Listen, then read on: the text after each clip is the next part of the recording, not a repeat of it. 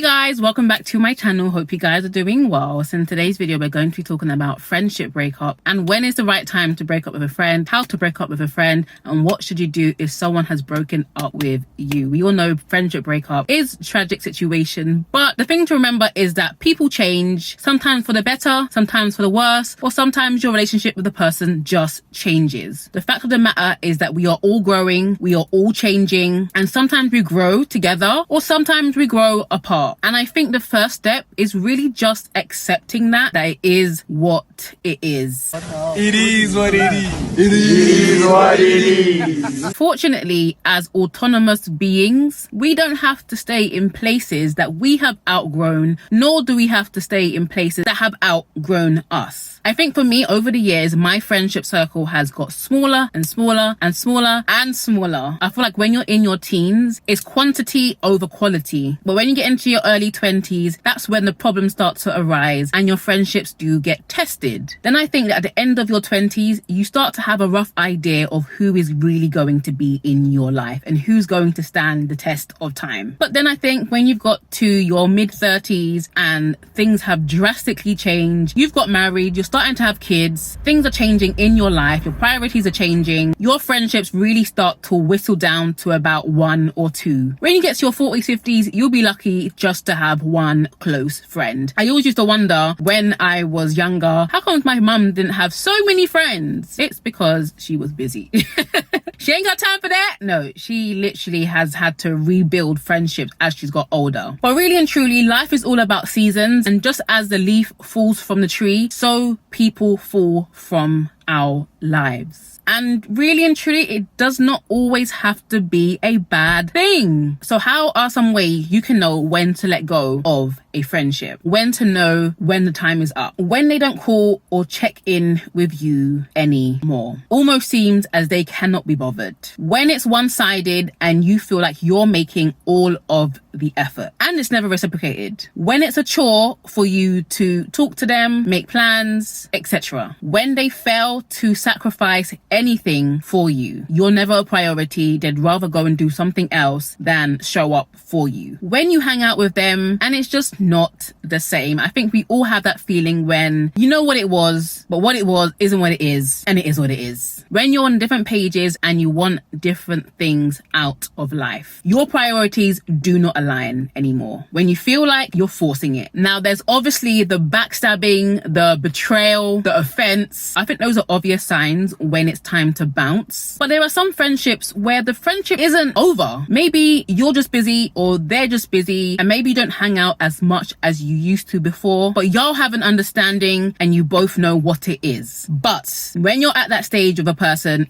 be very careful, because if you're not careful, you can start to feel like, well, I'm not actually really missing anything from this person being in my life. So then you start feeling like, what value does this person even add to my life? And at that point, you can continue having your kind of shallow relationship, or you can just be like, nah, in your mind or in your heart, just be like, let it go. I really feel like, you know, you love someone when they're not around, you feel their absence. When you can't call them and speak to them, you feel the absence. You miss your friends. When you miss your friends, you know you love your friends. Now, I feel like some relationships that end do need an explanation, but it just depends on how close you were to that person. But some relationships just fizzle out and no explanation is really required because you both know it just is what it is. But we need to know that there are different levels of friendships. When you're best friends with someone, it may not be the type of relationship just to fizzle out. You may actually have to sit down with them and get some form of closure. You don't just kind of break up a relationship when you were best friends unless something major has actually happened in your relationship. However, when you have those kind of loose friends, they're not acquaintances, they're closer than acquaintances, but the friendship is kind of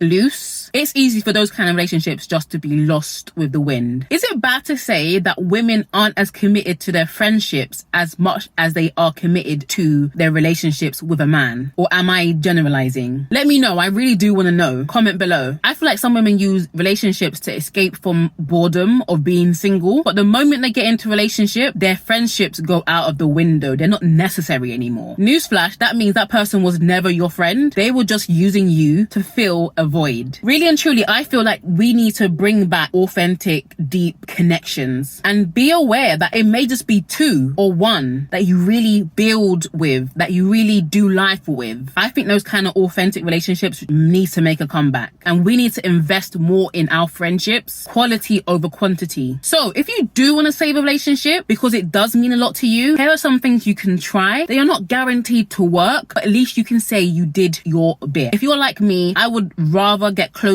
than be ghosted, but that's just me. So you can try and reach out to this person who has maybe ghosted you, or you can feel the distance. You can try and reach out to that person, but you have to be willing to hear the truth and then make adjustments if necessary, but also prepare yourself for if they just say, I just don't want to be friends with you. Another thing, you could regularly call and just make more effort and really just try and be their cheerleader, be quite consistent. This may take a lot of time and energy, so be warned, but if you really want this relationship to work, try, but also beware that they may not reciprocate that and they may just not be receptive anymore. It may just be too dead to resurrect. You could also communicate your expectations to them and communicate to them how they've made you feel. If they want to be friends with you, then they'll cooperate. If they don't, then they won't. I've had that happen to me before. I never like to be in the same building with someone and there's a bad vibe in the room. I always feel convicted to at least talk to them. I've done it every single time. Every single time. I don't just let friendships go. I will always give them the benefit of the doubt. And most of the time, I've been rejected. So you can try to reach out, but if they don't reciprocate it, then you know for sure that this relationship is done. And be happy about it. It just leaves room for you to invest in the people that invest in you. We have to get to a point where we love the people that love us and stop chasing the people that do not. I've been there, trust me. We need to embrace the people that embrace us and bear in mind that people change, things happen, you grow apart, but usually when things grow apart, it's making space for other things to grow. Sometimes when you break up with someone that has maybe taken all of your attention, or you've been super best friends with them, it actually makes way for another better relationship with someone else. So if you guys enjoyed this video, please like, share with someone that you feel needs it, and I'll see you guys in my next video. Bye guys.